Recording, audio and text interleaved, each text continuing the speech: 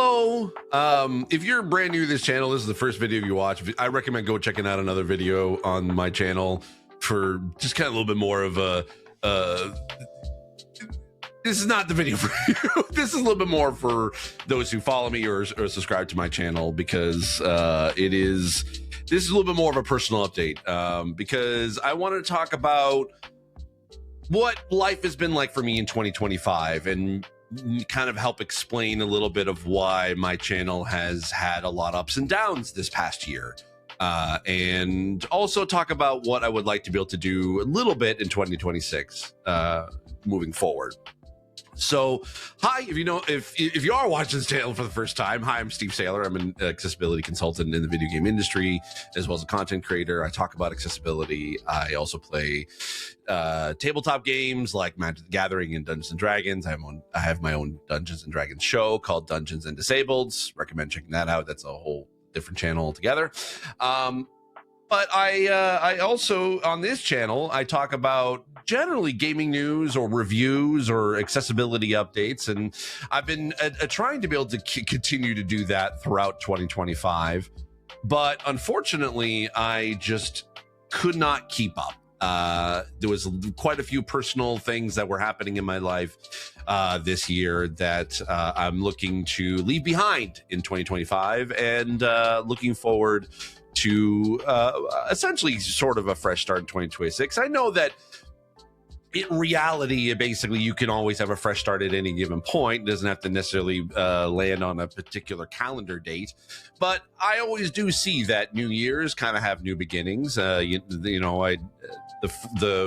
common phrase of "New Year, New Me" I don't necessarily like take a whole 100% to heart, but it is a good way to sort of a good point in the calendar year to sort of reflect on what you've been doing and what you like to be able to change moving forward. So a little bit of update kind of on what 2025 was for me. 2025 was probably one of the roughest years that I've had in recent memory. This year was really rough work-wise. This year I didn't really get a lot of accessibility consulting work. Mostly, I don't want to speculate on how the industry is and kind of basically say that, oh, it's because of DEI sort of being pushed aside, or accessibility initiatives have been pushed aside. I haven't seen that really fully happen in a massive way. I have seen that happen in a few initiatives that normally I would get work for, namely being brought into studios to give accessibility talks around accessibility related celebration days or months. But unfortunately, that just did not happen for me this year. I don't want to say that this is kind of how the industry has been like for consultants for everybody in the community. I'm sure that there have been consultants that have been consistently working this past year. I just happen to be that, unfortunately, not me. I was kind of reflecting on this because I was just at the Game Awards, which normally is a very fun time for me, and it was. I did have a great time with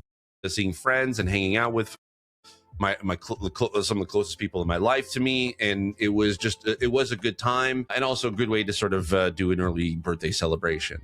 But I had a reflection moment as I was sort of on my way to the Game Awards. In that 6 months prior, I was in LA for a work thing. I won't say what, because I don't want to talk out of school for that. But I remember I was in LA, and I'll just say it.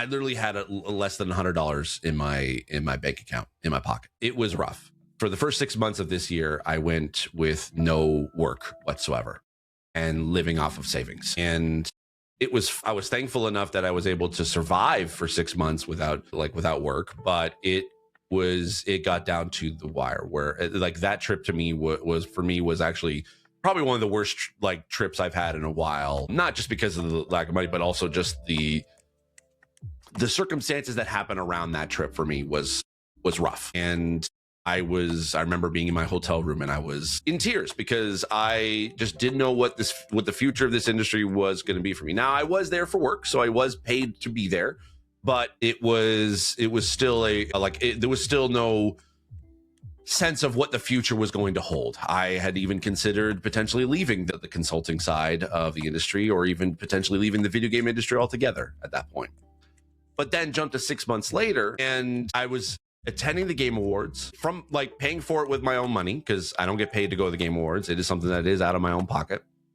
And I was actually able to afford it. Now, that's due to some work that came in the past few months that has been great, and it's been such a huge relief to be able to go into the new year knowing that at least there is work to be had and enough to sustain me for a while. I don't know what the future holds again still for myself, but I definitely feel a little bit more comfortable now. And that's just the change within the past 6 months. But, and you could say, okay, great, you know, that there's momentum there work-wise, and you think that this year would have been, you know, if it was just that, then I would have been like, okay, yeah, it's been a slow year, but, you know, moving forward, it's going to be okay. But then to top it off, there's been some personal stuff that's been happening in my own family, in my own life. Unfortunately, my grandma passed away in October, or end of September, just days away from my grandma turning 90 years old. And that was very rough for me. And then also my dad having to be rushed to the hospital recently. He's fine now, and he's back home, and we're ready to celebrate the holidays together. And I'm really looking forward to that. But it's been a very rough year personally, and stuff that I haven't really talked about a lot publicly in that sense. So 2025, I don't want to say like I'm ready to, you know, it was declared fully as the worst year of my life, but it definitely was up there. And again, I don't necessarily need to have a calendar date be a reset, being that, okay, life is going to get better as of January 1st, 2026. Who knows what'll happen within the next year. I know that so far things are looking up, and I have a high hope that things will turn around and momentum will build back up again, so that I can be able to sustain myself, because I rely on consulting work. I rely on content creation gigs as they come, because it's the only thing that kind of keeps me like a roof over my head, and being able to afford stuff like food, because that's important. And I've been doing that full time for the past 6 years, and going to 2026, it'll be started on my 7th year working freelance. I haven't had a full-time job since 2019, and I do love what I do. I love the fact that I get to create content and have some fun with friends, and collaborating with companies, and working with studios that I respect and admire for whatever work that they want me to do. And I also love that I have the freedom to be able to do that and to do different projects. I used to be that I need to have a full-time job because I need that job security. I need that financial security in my life. And it was near the end of it, it was seriously harming my own mental and physical health by doing that, because I was so focused on work. I wasn't able to focus on the things that made me happy and made me that I wanted to do, that I felt like I was fulfilling what I was put on this planet to do. And it wasn't until I found accessibility that was that when I found that in my life, that was what I felt like I was put on this planet to do, is to advocate and consult for accessibility for not only for my own personal disability, but for people with other disabilities as well. And, you know, people criticize me for not speaking for particular groups, or they think that I'm basically trying to take credit for certain things, and I'm not. I'm really just all I care about is really just making sure that games are more accessible and keep becoming more accessible as the years come along, because I know the power that being able to play a game that either represents someone with disability or accommodates for a particular disability can I know how that affects people, and because it affected me, and I want to be able to have that effect, or I want games to have that effect, so that they can feel the same way too. So I'm ready to be able to get rid of 2025 and basically move forward. What that looks like for 2026, I still don't know 100% yet. I still don't even really have a lot planned for 2026 for this channel as of yet. I want to do more reviews, and I think I'm probably going to transition to more doing reviews and previews.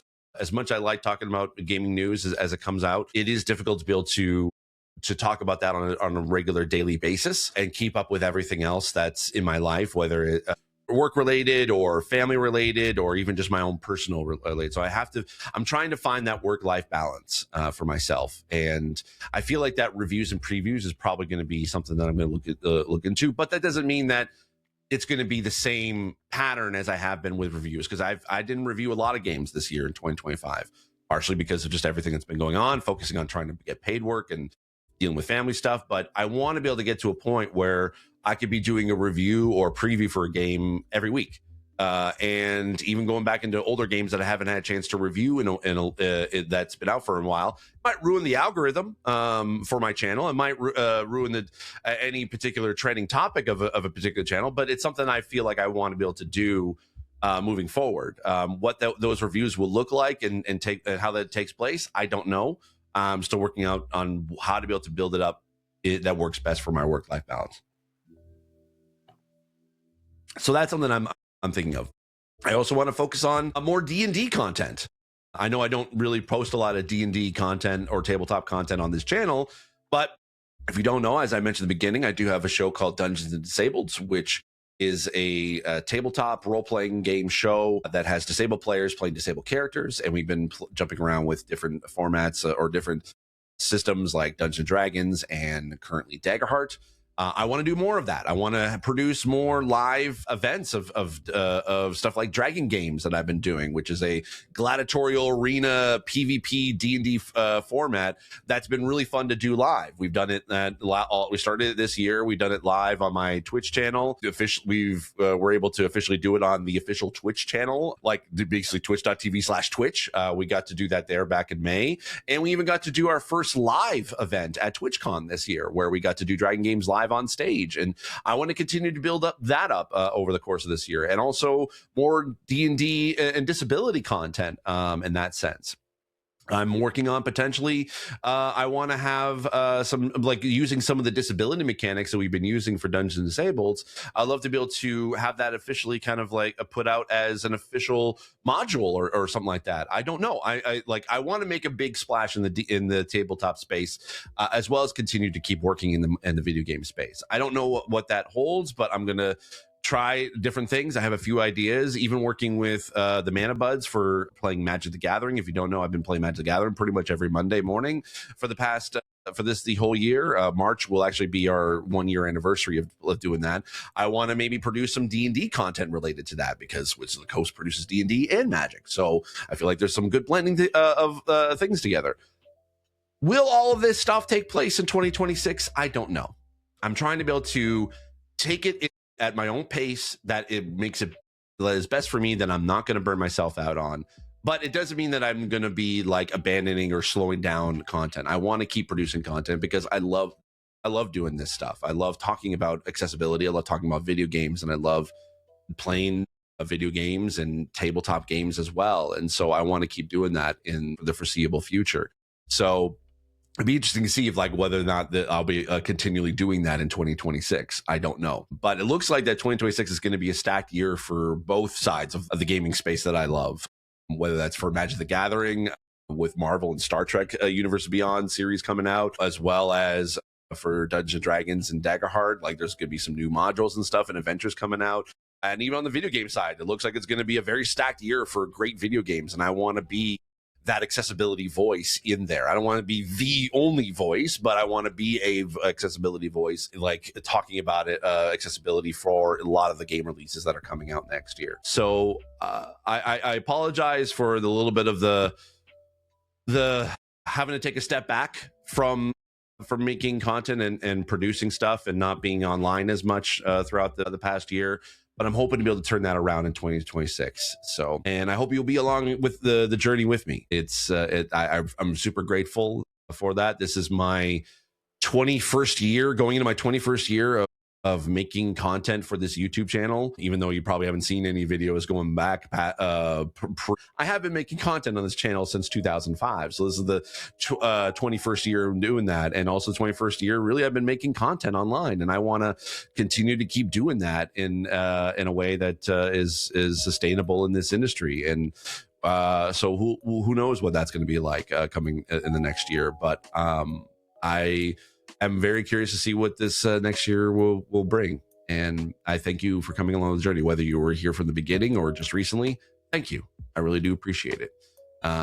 So I hope you have a great and happy holidays, and I will see you all in 2026. Take care. Bye-bye.